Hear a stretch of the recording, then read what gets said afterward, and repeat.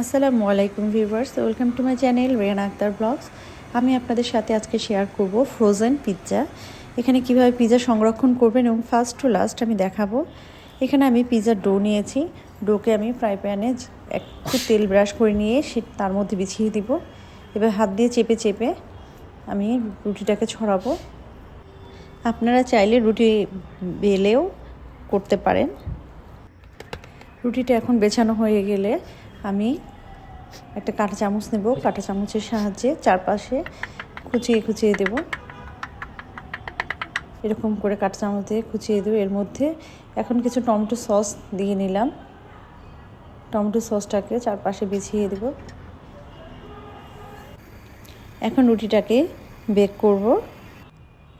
5 minute রুটিটা bake করার পরে আমি এটাকে ঠান্ডা করে এর উপর টপারগুলো বিছিয়ে দেব। চিকেন, মাশরুম, ব্ল্যাক অলিভস,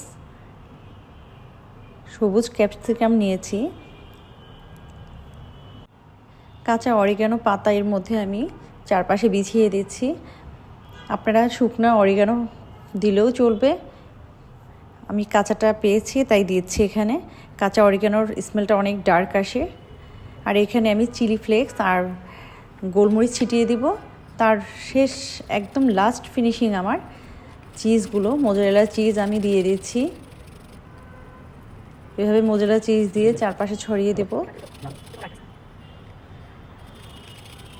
তৈরি হয়ে গেল আমাদের ফ্রোজেন পিৎজা। এখন এটাকে পলি করে আমি ফ্রিজে রেখে দিতে পারবো, নর্মালে বা ডিপে।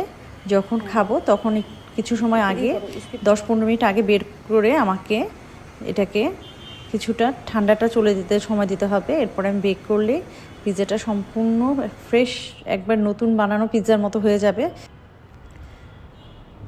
পিৎজাটা আমি বেক করছি।